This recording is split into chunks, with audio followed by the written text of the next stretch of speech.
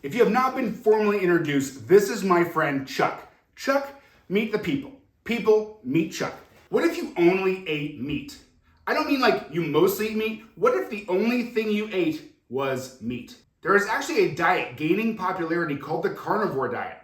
I've heard about it in some circles, but I polled the audience and I realized that there are a lot of you guys in the community. So I wanted to make this video for you. If you're not carnivore, please watch it because you're still gonna learn how to break down this beautiful chuck roll, and we're gonna break it down and save you all some money today. Let's go to it.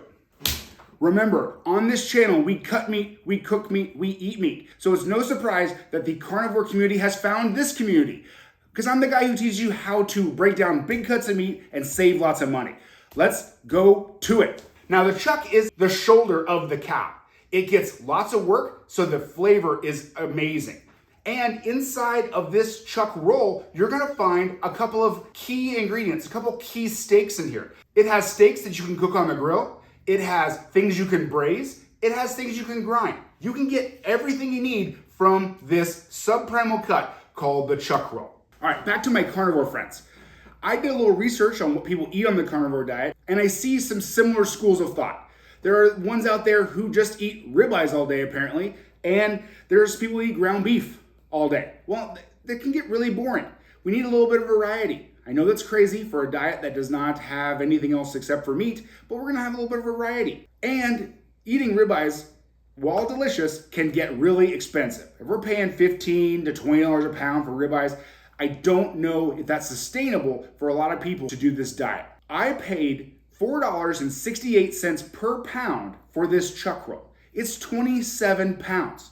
We got a lot of meat, got a lot of meals out of here, and it's versatile. By the end of this video, I'm gonna show you how to get all of this meat out of that same chuck roll. We got ground beef, we got chuck eye steaks, we got Denver steaks, and we have chuck roasts. So much versatility from one cut of meat. The biggest question I get when we talk about chuck rolls is where to get them. My 3 favorite places: Costco, Sam's, and the Chef's Store. Those are locally where I can find them most often. You're gonna have to ask, because any grocery store that cuts their own chuck roast starts out with this. So they're back there, you just gotta ask for them. So you gotta go, put your hands to the glass and say, hey, excuse me, sir, can you help me? I need to buy a whole chuck roll. They're going to be surprised because not many people ask for a whole chuck roll. But those 3 places, start asking around, you're gonna find one. For the people who have done this project before, put in the comments where you found your whole chuck roll. Help everybody out, tell them where you found it. As far as gear you're gonna need, we need a big cutting board to put this whole big hunk of meat on. Also, we need a long knife. So I have made these Butcher Wizard collection of butcher knives. So this is a 10-inch breaking knife, and then this is a 6-inch boning knife. We designed them to be great for these projects, but still be affordable. So check out the link in the description. I would appreciate it greatly.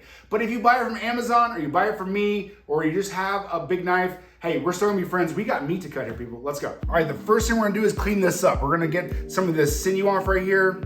Just taking our boning knife and just taking all this sinew off. So you pull it up a little bit and you just cut it down. This is not good fat. This is gonna jam up your grinder. So we wanna go ahead and just throw that out.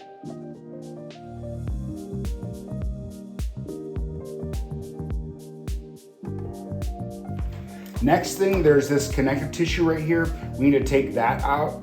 That's where it connects to bone things. So we just need to take that whole piece out, and that is inedible. So we want to go ahead and throw that away. You go under it with your knife and just cut it out. Trying to preserve as much of the meat as possible. We need to get that out of here. That's gonna be chewing.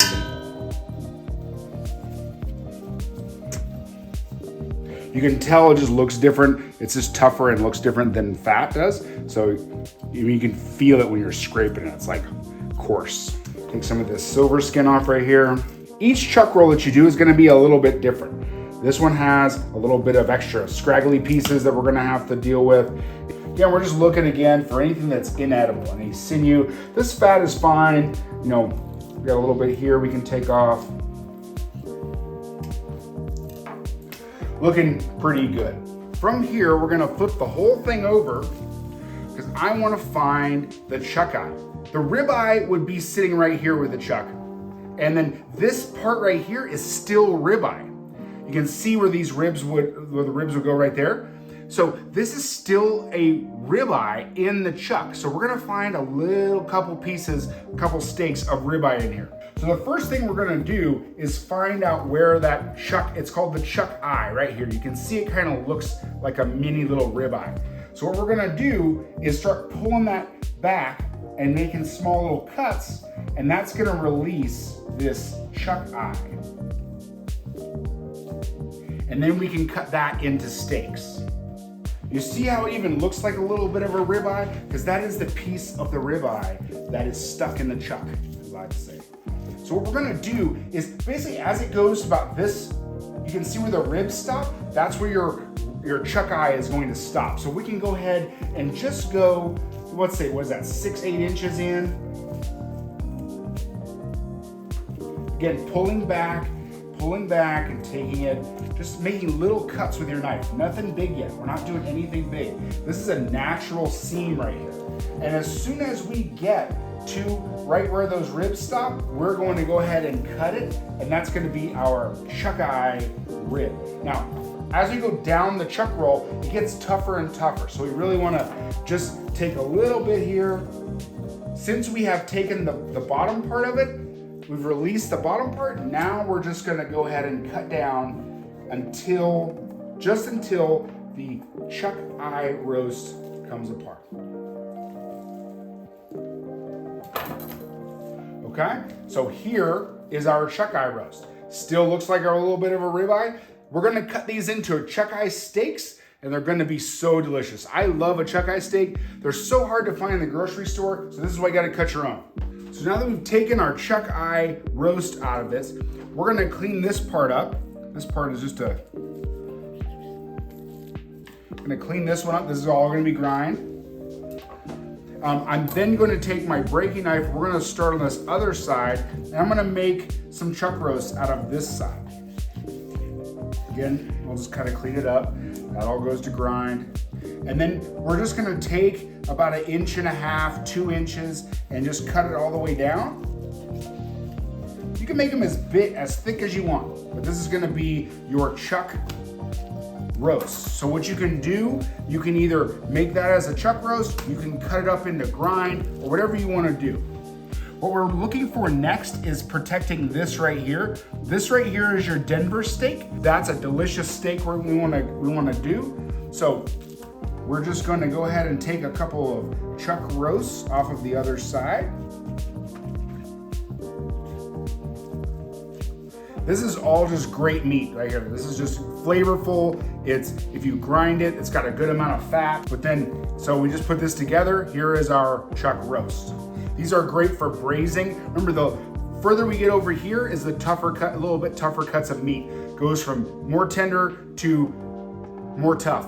So this is gonna be a great braise right here for the chuck roast. And so we already have a couple of chuck roasts. We will go ahead and cut some of these for grind, just grind the whole thing. I'll show you how to do that in a little bit. So what we have here is our Denver steak. You see that starting to form right there? So what we're gonna do is take off this little wing right here, straight down. And again, here you can see it almost looks like a little New York strip. That's what it kind of reminds me of when I eat it, is it reminds me of almost like a New York strip steak. So from here, we're just gonna start taking our Denver steaks. Again, make these as thick as you want, okay?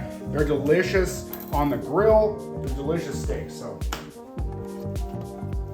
You may need to clean them up a little bit. Sometimes when it gets this, I'll cut them in half. However you want to do it. You make them as big or as small as you want. Once you start to see the grain really change, you can see that the grain is starting to go in a different way. You know we're getting close to the end of our Denver steak. There we go. Maybe get one more out of it and we'll see what it looks like. The other thing too is we're just gonna grind the rest of it. So once it starts to really you see all these old horizontal grains, this is where the Denver steak is ending and this is where the rest of the chuck is starting. So we'll probably grind the rest of this, but again, we're getting so much versatility out of one cut of meat, so very excited. So we'll go back and take our chuck eye roast back out, okay? And then just clean it up with our boning knife. You can keep a lot of this fat on here if you want. You can cut it off.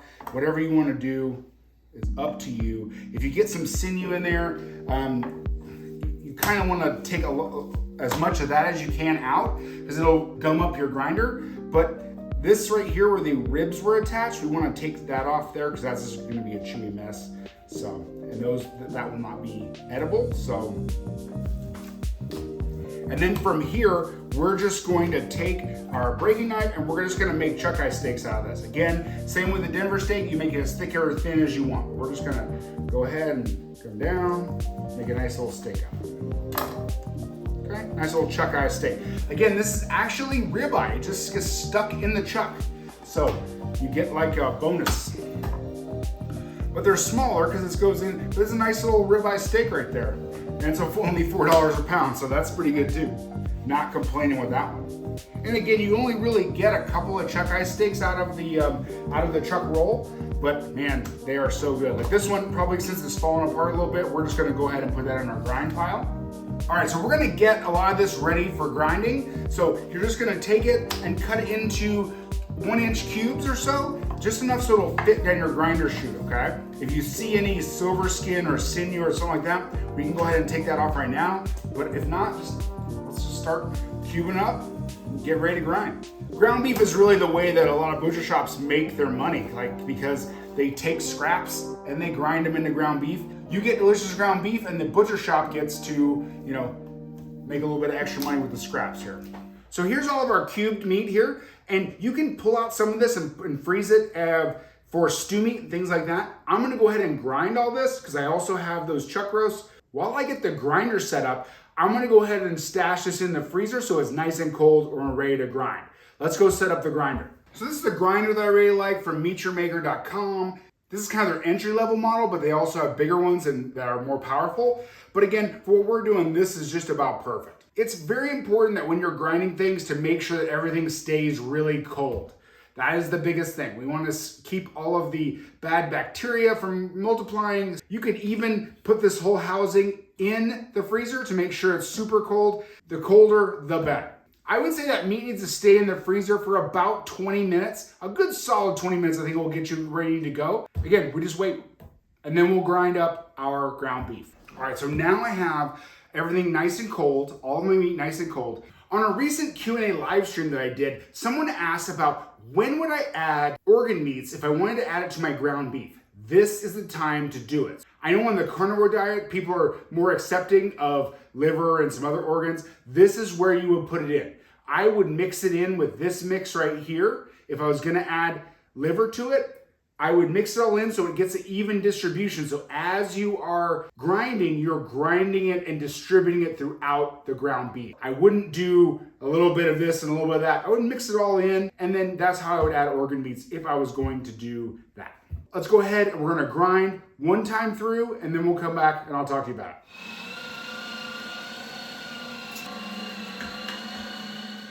All right, so here's my first pass through, but it's really chunky.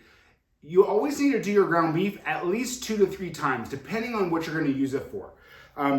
I would say if you're gonna do something like chili or something like that, chili grind, you wanna have like maybe 2 times through, and you may wanna go 3 times through if you're gonna do like a hamburger patty. It just depends on what you're gonna use it for and what the texture you want is. So we're gonna go ahead and run this through a second time, and I'm gonna show you what that looks like. All right, carnivore people, here we go. We finished up our ground beef, went through 2 times. I love the way the consistency turned out. I'm gonna keep it just like that.